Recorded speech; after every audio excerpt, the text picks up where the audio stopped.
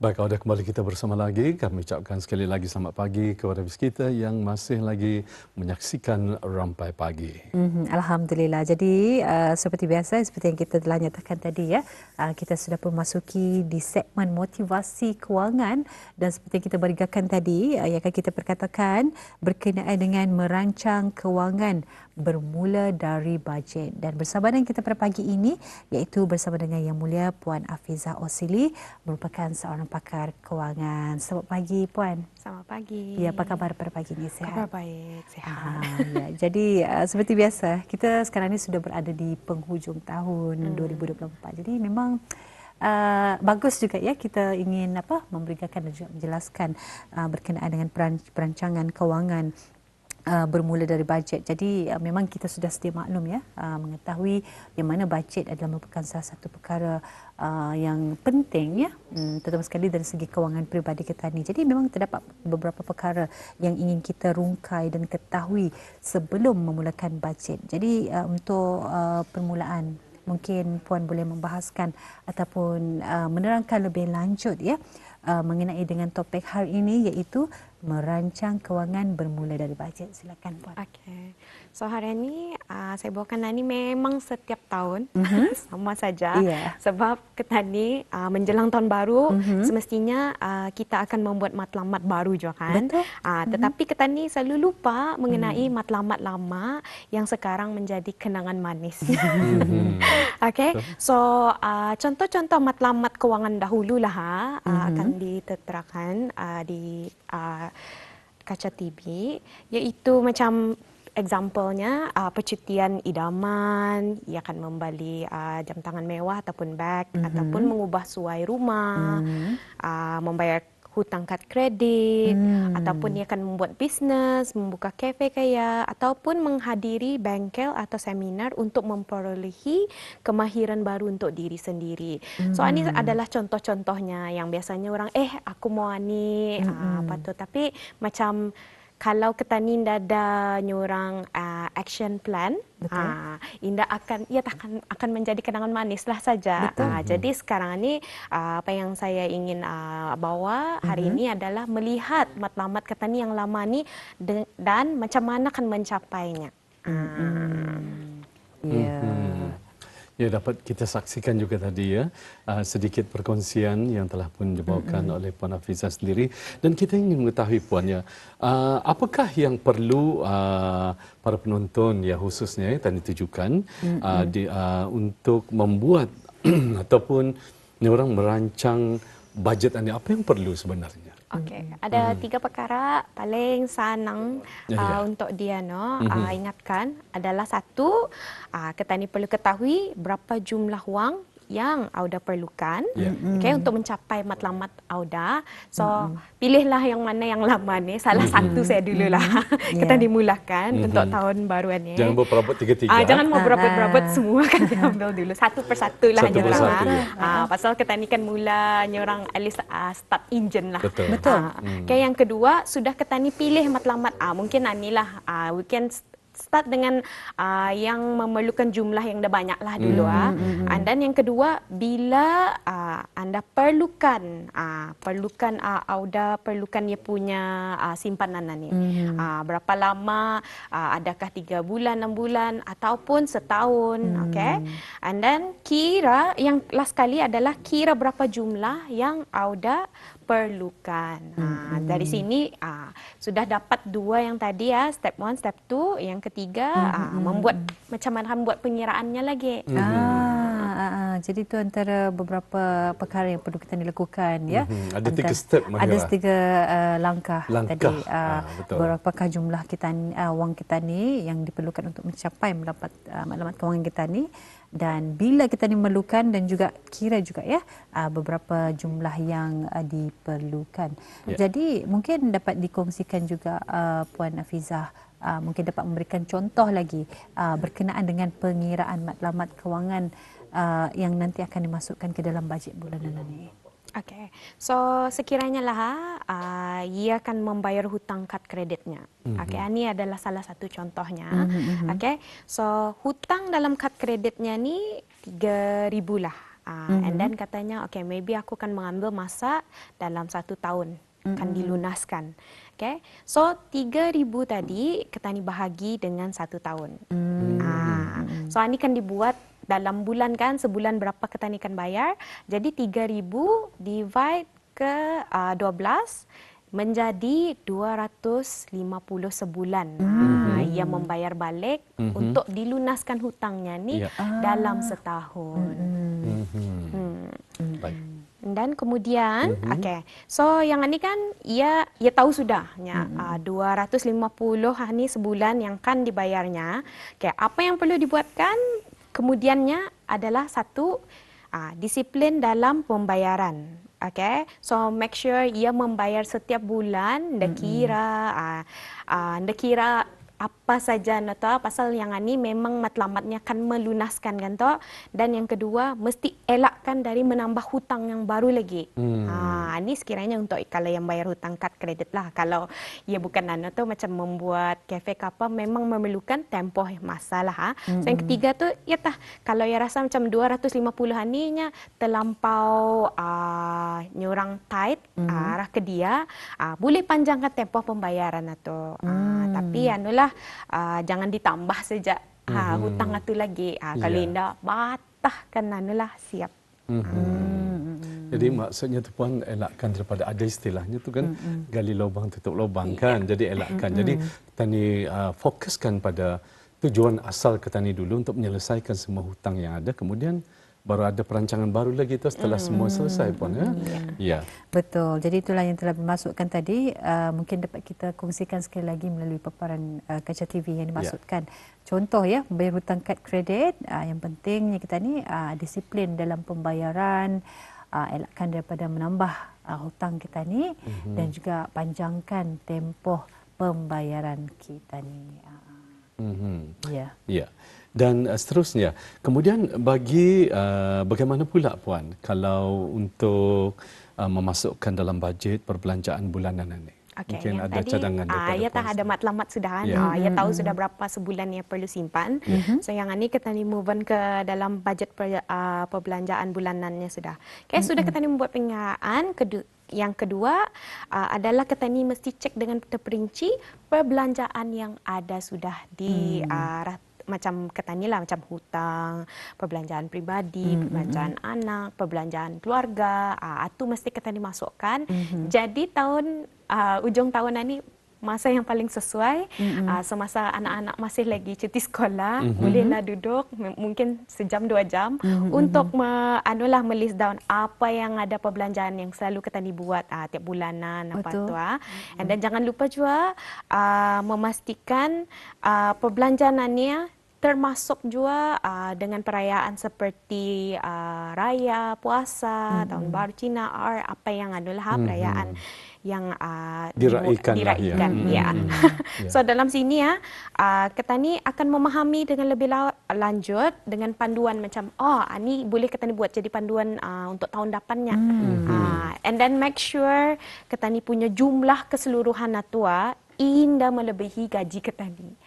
Kalau yang melebihi, meaning artinya kalau yang ini macam sekiranya yang ini gajinya 2,000. Okay, jumlah yang semua sudah dicampur 1.8 ribu.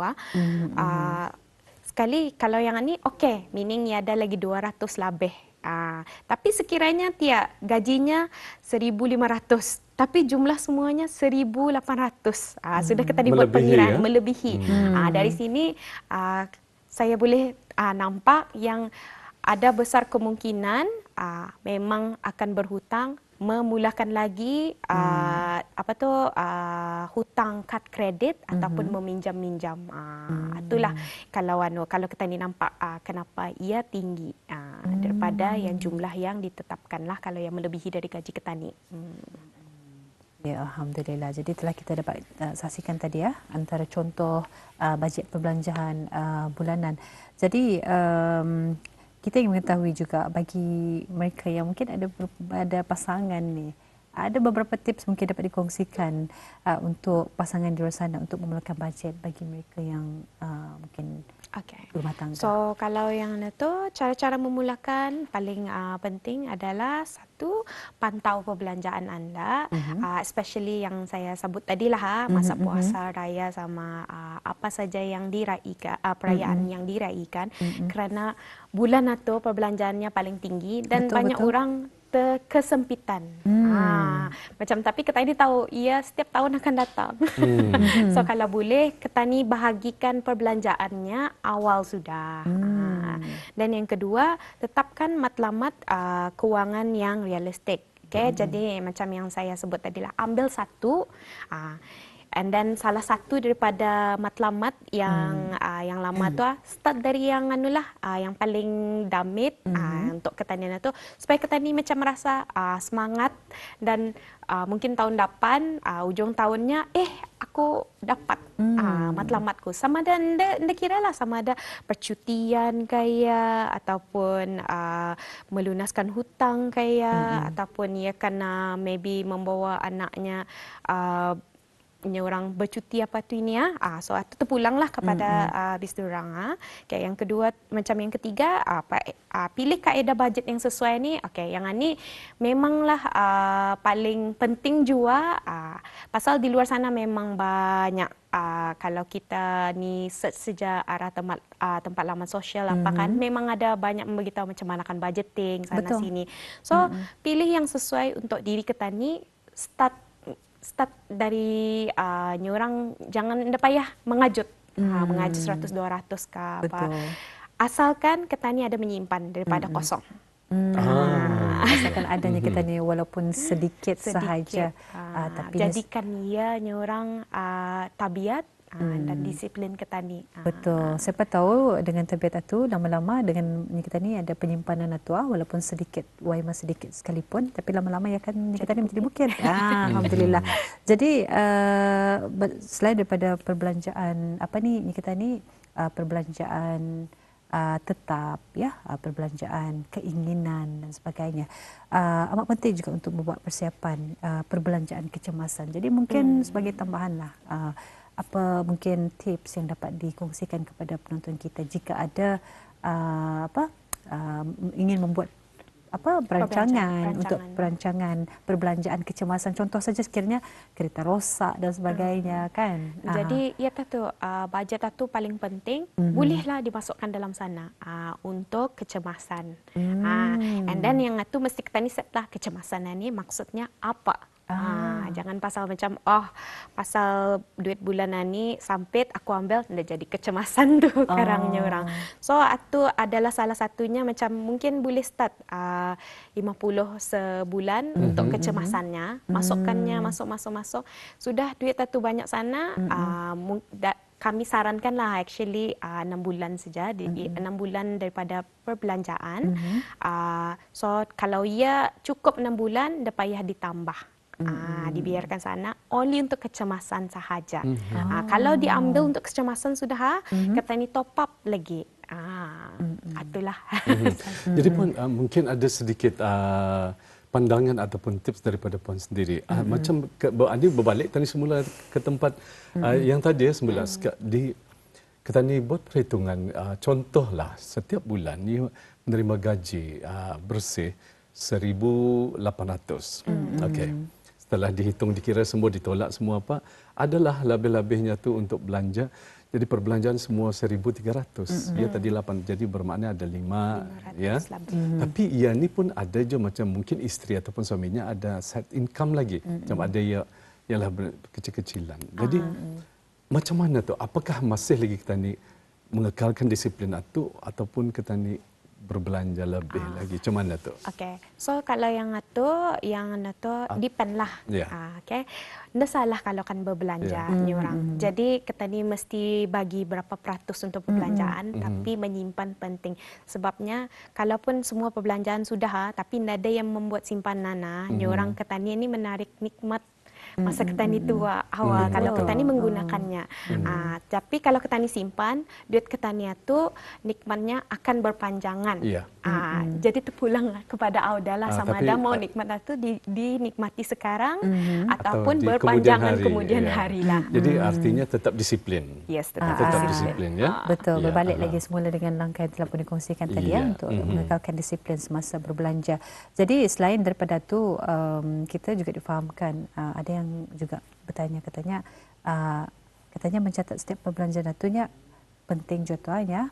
Jadi ada kalanya kadang-kadang ialah kita ini sering saja lalai dalam perbelanjaan. Jadi mungkin ada mungkin daripada pendapat puan untuk orang ketani supaya sentiasa mencatatnya ketani perbelanjaannya. Jadi macam mana cara-caranya untuk mereka supaya indahnya ketani lari bajet atau Okay, salah satu yang paling simple saya pernah sebut adalah membuat perbankan berbeza. Jadi sudah you separate account-nya, you tahu okay, ani account ani adalah perbelanjaanku. Yang lain dia boleh kacau.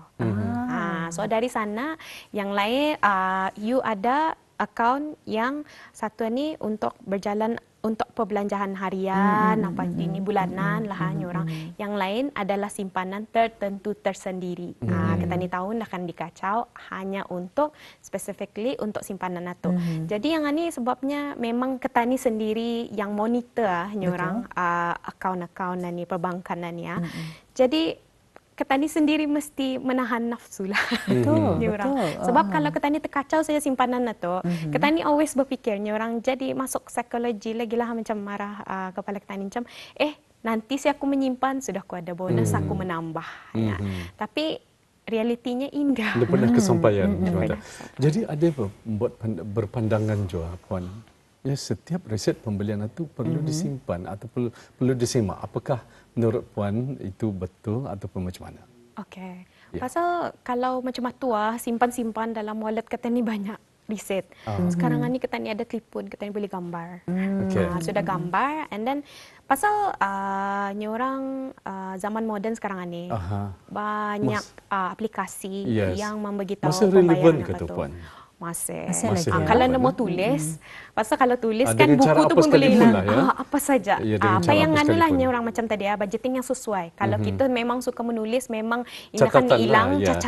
catatan Satu buku. satu Buku, buku record ya. atau kalau anda kan memang indah hilang apa tu atau boleh dibuat juga. Tapi kalau orang yang macam okey aku nak mau buat macam malas aku kan manu record apa selalu pakai telefon boleh buat pakai aplikasi sebab mungkinnya ia memang bergantung dengan tipunnya kan. So every time macam ada saja resep apa, anda payah bagi tahu apa yang dibali apa, berapa jumlah saja.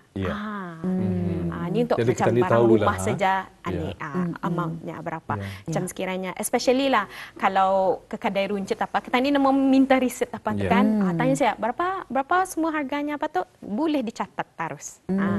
Sama ada buku ataupun aplikasi. Tujuannya untuk rujukan lah tu. sebagai rujukan. Rujukan dan ketani dapat tahu bulan ni berapa ketani spend. Bulan depan berapa spend. Macam tu. So dari sana memang satu tahun itu nampak berhabis berapa simpanan ataupun perbelanjaan yang habis. Pasal kadang-kadang macam kalau ketani kira kan gaji ketani kali 12.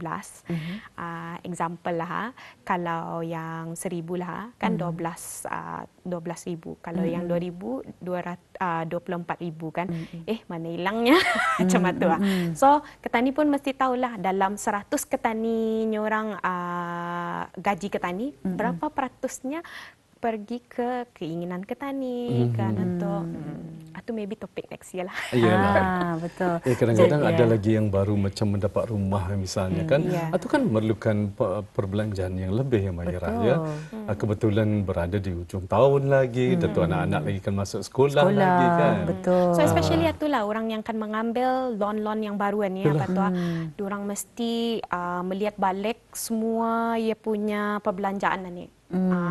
Pasal loan rumah especially kita mesti ingatlah ia 20 tahun 25 tahun akan dapat kita ketani lari. Betul.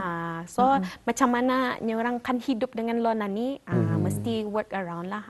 Tu sebab itulah perbelanjaan ni sebaik sahaja macam ada yang baru tadi perlu macam sekiranya bukan sejalan lah. Mungkin anak ada peperiksaan besar tahun depan, apa extra expenses, mungkin dia punya kelas tambahan. Keluar cerita lagi misalnya Kelantan. Ya tak. Perlu kita Perlu dibantu kan? kalau kita ni masih mau orang keep kita ni punya taraf hidup, mesti kita ni buat ni budget ni kan. Betul. Mesti cek semula patut. So kita ni Indah berbelanja lebih daripada kemampuan. Ya. Ya. Ya, alhamdulillah, itulah pentingnya telah pun dikongsikan tadi cara-cara untuk memulakan, antaranya dengan memantau perbelanjaan kita ni, menetapkan matlamat kewangan yang realistik dan juga memilih kaedah bajet yang sesuai. Ya. Jadi mungkin untuk akhirnya ni Puan, ada apa kata-kata akhir dari Puan Hafizah kepada penonton kita ni berkenaan dengan topik kita hari ini, berkenaan dengan merancang kewangan bermula dari bajet ni. Okey, macam memang merancang kewangan ni nyorang payah. Jadi kalau kita rasa macam bukan belajar lagi macam mana akan memanage apa tu, bolehlah kita hubungi pakar kewangan apa yang diiktiraf. Jadi kami ada membuat servis satu jual lah. So boleh hubungi kami di email address kah, iaitu askfpab@outlook.com, ataupun laman sosial kami Facebook FPAB, ataupun Instagram FPAB_BN. Sana ada memang tertera nombor ataupun pakar-pakar kewangan yang diiktiraf oleh BDCB lah. Alhamdulillah. Jadi pengurusan bajet akan lebih mudah ya. Betul. Jika kita ni dapat menjadikan sebahagian daripada hidup kita ni. Jadi apalagi bis kita yang mungkin ada sebarang pertanyaan, bis kita boleh menghubungi di email yang telah pun dinyatakan tadi ataupun melalui laman medsos Facebook iaitu FPAB dan juga Instagram FPAB_BN.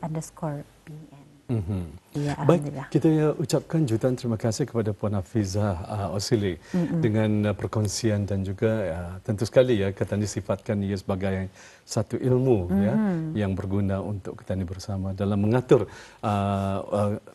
merancang kewangan bajet kita ni ya. Betul. Terima kasih sekali lagi Puan ya. Baik, jumpa lagi. Jumpa lagi. Baik.